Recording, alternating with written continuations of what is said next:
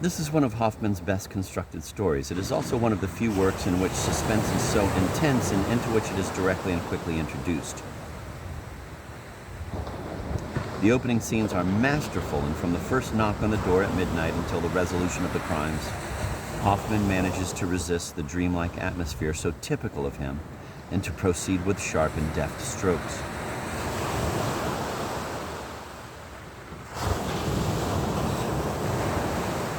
Mademoiselle de Scuderi is surely in several ways one of the most admirable detectives in all fiction. Not because of her skill, it is her bungling which is so endearing, but because of her humanity and nobility of character. Further, she is an especially effective character because she is Cardillac's foil. Her steps are determined but sometimes wavering in marked contrast to the fixed and mechanical movements of Cardillac. Hoffmann is able in this story to exploit his strength at characterization as he quickly fills in details that individualize and give life to his cast.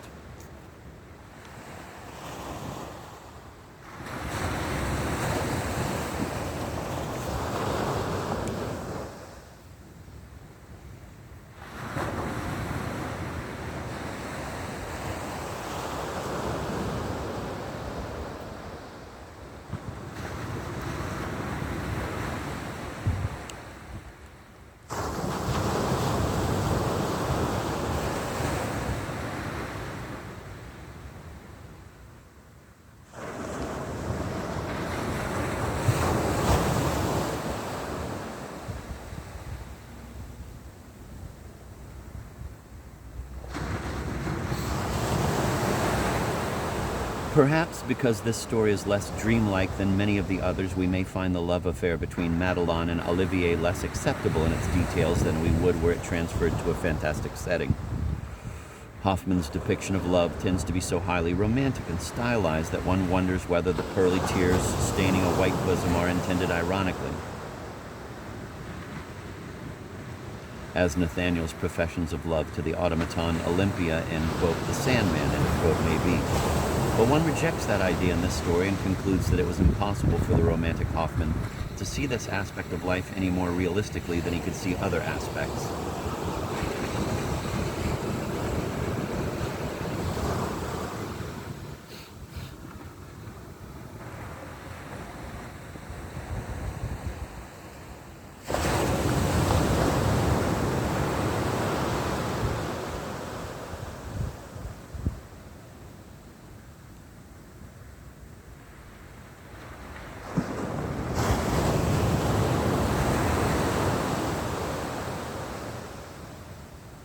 But the tear-stained white bosom aside, this is a splendidly provocative and sympathetic story in which goodness triumphs in a manner as disarming as it is convincing. As with no other story by Hoffmann, one is left with a feeling that madness may not be the only answer to the world, that evil spirits can be exorcised by virtue. Mademoiselle de Scuderi suggests that the, quote, power of blackness, end of quote, may yet be overcome.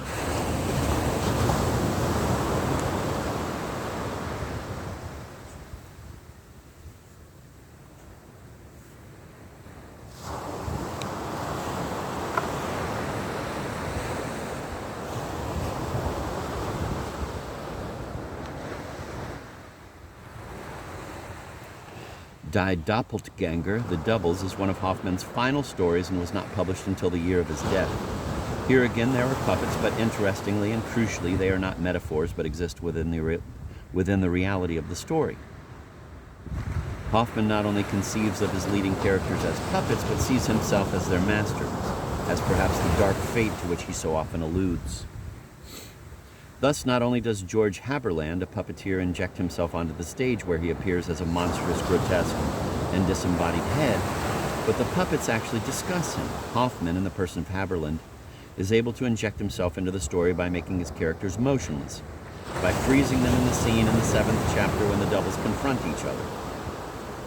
They, quote, stopped in horror and remained rooted to the floor, end of quote. Hoffmann goes back in time to supply the reader with what he considers necessary information, then suddenly releases his characters with a powerful, quote, so, end of quote.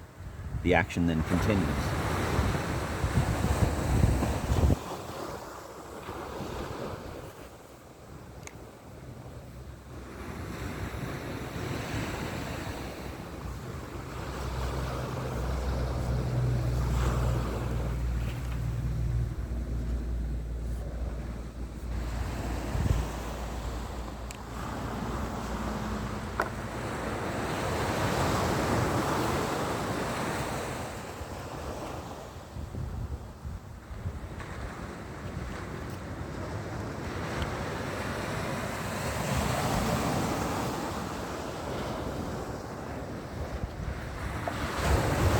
Nowhere else in Hoffmann do we so clearly see the arbitrariness of life. On the stage of life, action begins or stops according to the whim of some irrational power which controls us even as it mocks and is unresponsive to us. Man is seen as a manipulated puppet who dances to the pull of strings he neither sees nor can begin to understand.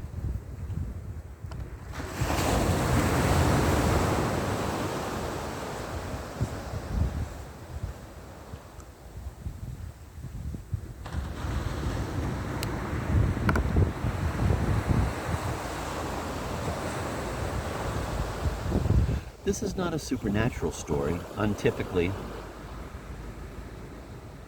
no battle rages for the very soul of man. The outside forces are mute. The doubles, the two young men who look alike, are not doubles in the sense that Ritter Gluck and the narrator of this story may be. They look alike because they were fathered by the same man at the same instant, one physically, the other spiritually. Further, their resemblance is only superficial, for they are different in taste and temperament and perception. One is truly a first prince, a man of affairs, a man of the world, hardly a desirable calling from Hoffmann's point of view. The other, more positively portrayed, is a maturing artist. Both carry in their imaginations the same dream of Natalie, a notion so horrifying to her that she commands them to renounce her and then retreats to a nunnery. And neither Schwendy, the true first, nor Haberland, the true artist, finds this difficult to accept. The former will find happiness in reigning. The latter will find his inspiration in his art. Woman, Hoffmann seems to be saying, has no place in either life.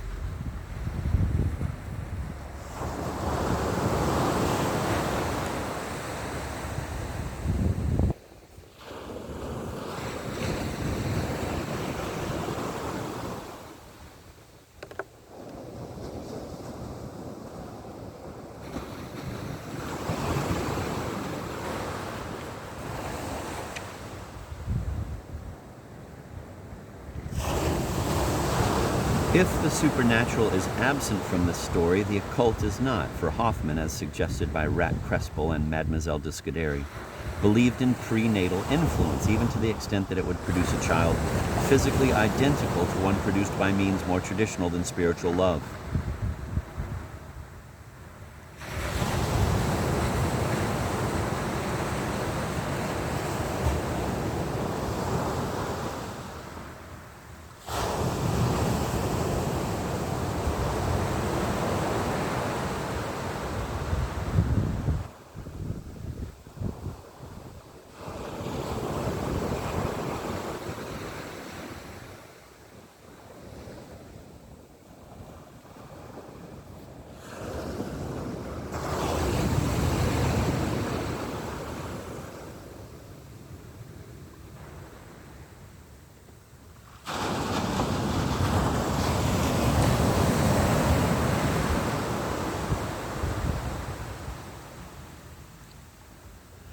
There is much about the doubles which is humorous and satirical. The innkeepers are marvelously drawn as absurd men who spend much of their lives arguing and fighting, primarily because it has become a delightful habit which each finds indispensable.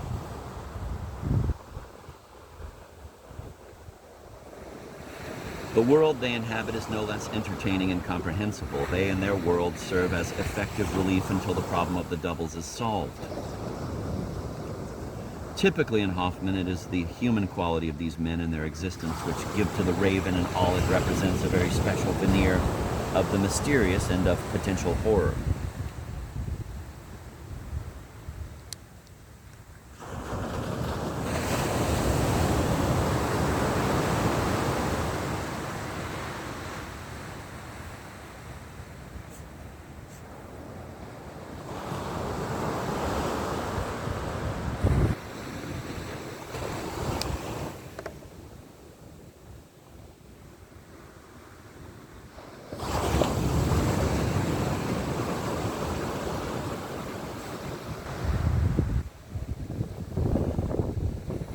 The question of influence is rarely so clear and direct as it may seem, and one must be cautious, always aware that a host of circumstances and coincidences may conspire to make one author appear to be much indebted to another. Yet, this said, Hoffmann's strong historic importance seems very firmly established.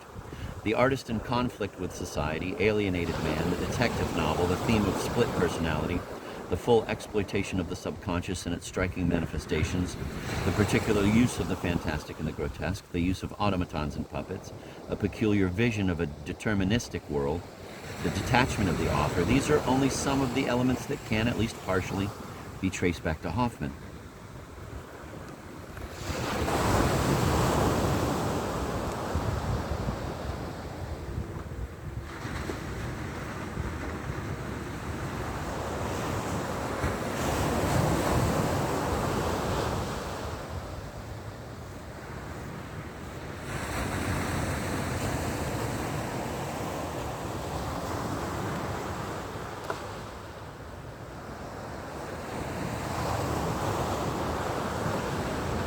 Without going into a prolonged and unnecessarily detailed analysis, it should be noted that outside of Germany, Hoffmann's influence on literature was most strongly felt in the United States, Russia, and France.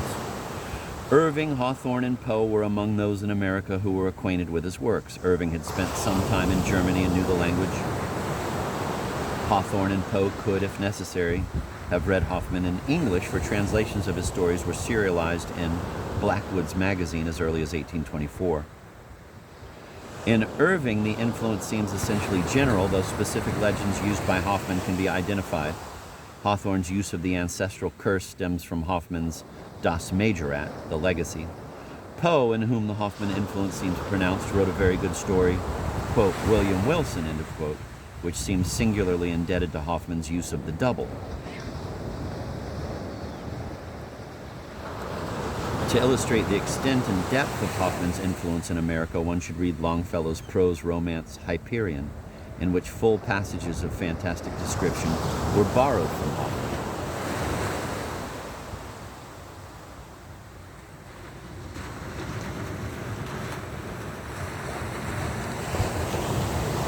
In Russia, Hoffmann seems to have had an all-pervasive influence, and by 1830 to have been the object of something like a cult. Pushkin, Turgenev, Gogol, and Dostoevsky were among those who strongly admired him. In Dostoevsky, this influence is most consistent and clear, especially in Dostoevsky's use of the subconscious. It is hardly surprising, therefore, that Dostoevsky, in a letter to a friend, wrote that he and a companion, quote, talked of Homer, Shakespeare, Schiller, and Hoffmann, particularly Hoffmann, end of quote.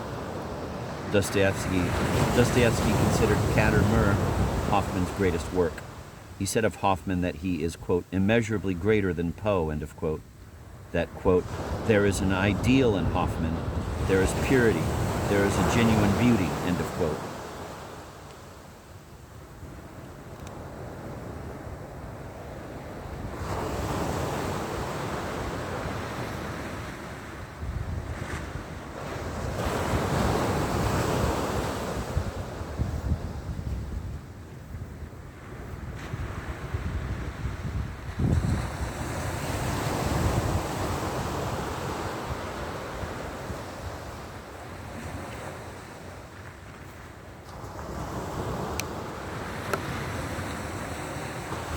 In France, Hoffmann's fame was such that Sainte-Beuve, Georges Sand, and Baudelaire were among those who either directly or indirectly reflect something of Hoffmann's works or ideas.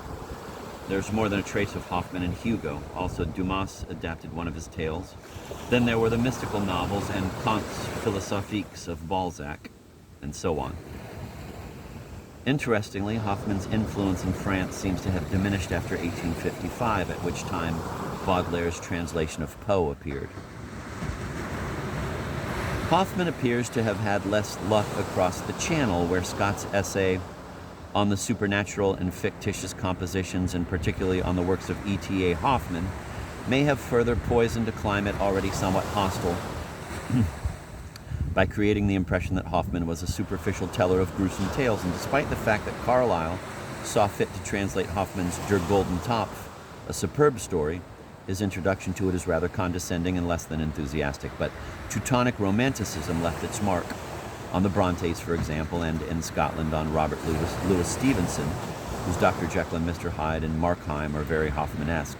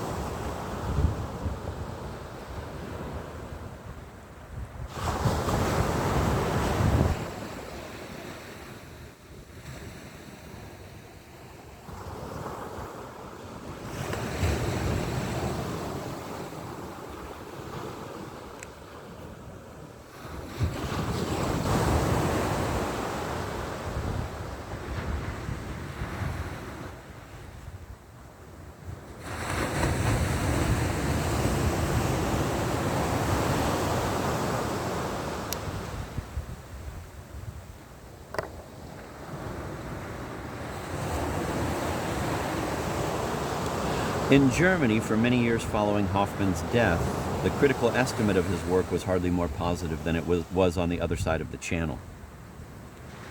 Goethe, for one, agreed with Scott and wrote that he had been saddened to see, quote, that the morbid works of this sick man for many years had had an influence in Germany, and that such aberrations have been inoculated upon healthy spirits as highly beneficial innovations, end of quote.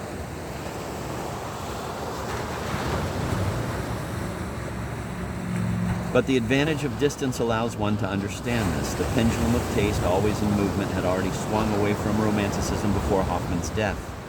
And some critics argue that in Germany, Hoffmann and Romanticism probably died simultaneously. At any rate, many of the literary works that immediately followed in Germany were imbued with a social and political consciousness that can perhaps be appreciated through this comment made in 1853, directed at the German Romantics in general and at Hoffmann in particular. Quote, "One lived in an artist's world of dreams. One did not even read the newspaper," end of quote. But this taste, of course, would change too. Ultimately, we think it is not pushing too hard to suggest that, specific influences aside, the whole literary world of psychological fiction owes Hoffmann an inestimable debt.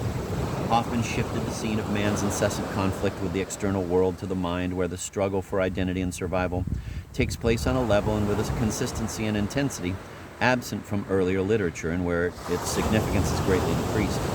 There's no question but that Hoffmann anticipated much of what psychologists were later to uncover.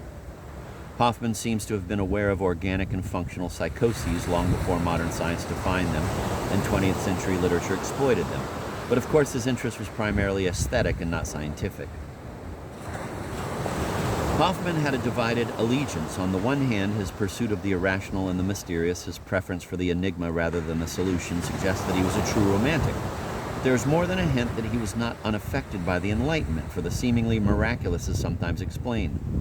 On one occasion, much to the chagrin of Kapellmeister Chrysler in Catermur, who was peeved at Abraham for a rational explanation of what he preferred to speak of as supernatural, the occult attracted the romantic Hoffmann because it satisfied him emotionally and because it enabled him to exercise his imagination to the limits of its potential, thus exercising the detestable world of the Philistine. For Hoffmann, the occult and the fantastic seem to have meant nothing less than the ultimate emancipation from mediocrity, from what he called, quote, too much reality, end of quote. Hoffmann's fictional world is incredibly rich. It is one in which anything can happen, where dream and reality, the conscious and the unconscious, the prosaic and the fantastic may occur simultaneously and reflect each other. It is a world where the virtuous and the criminal, the mediocre and the brilliant, the charlatan and the scientist, the merchant and the artisan, the Philistine and the artist all live, sometimes in a single body. It may be a sinister and terrorizing world, but it is often one that is animated by brilliant humor and satire too. Above all, Hoffmann's fictional world is worth knowing because in it is to be found his complex vision of humanity, of man engaged in an archetypal struggle to establish identity in a hostile, absurd, and remarkably modern world.